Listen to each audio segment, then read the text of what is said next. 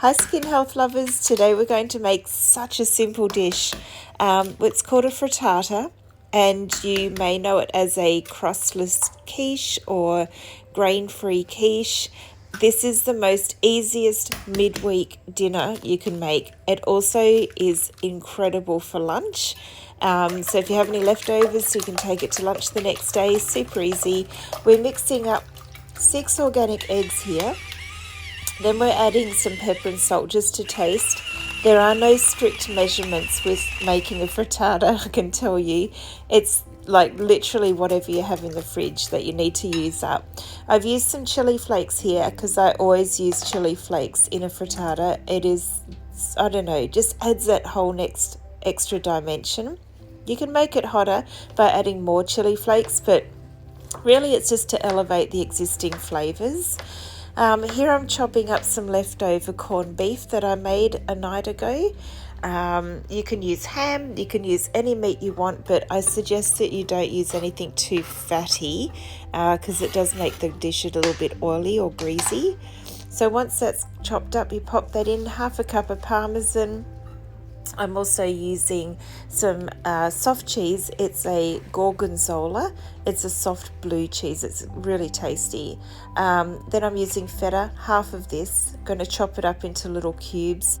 Feta is everything in a frittata. It is so delicious. The little cubes stay intact during the cooking process, so when you go to eat the frittata, you get those nice chewy little bits. They're really yum.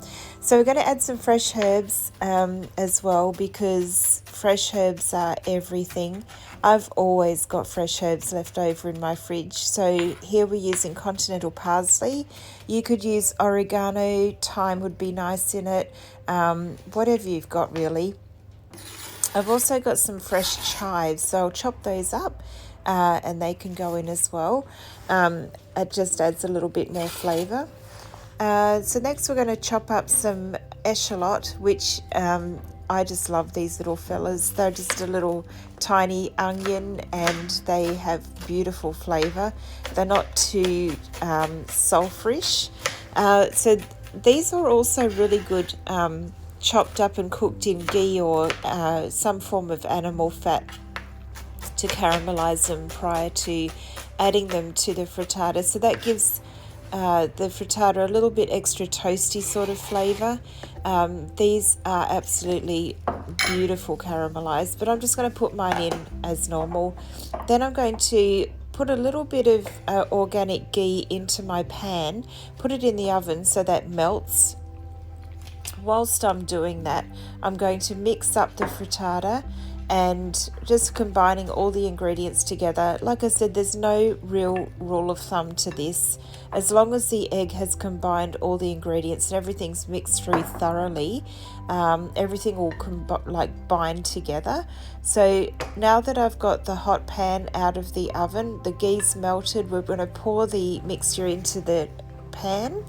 Then we're going to put the lid on, and this will go into the oven at about 180 degrees for about 35 minutes.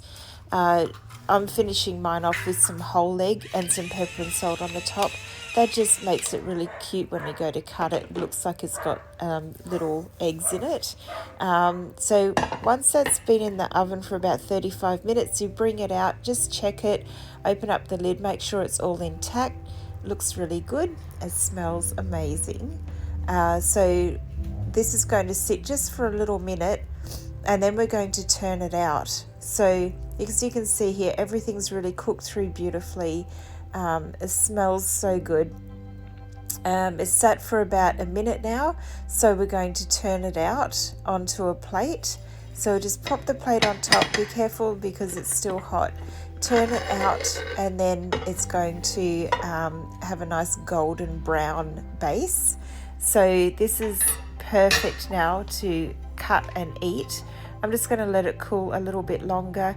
This is going to be for our lunch tomorrow at Integrity Skin Clinic. So I'll just let that sit and cool for a bit, pop it in the fridge, and it'll be perfect for lunch the next day. Enjoy.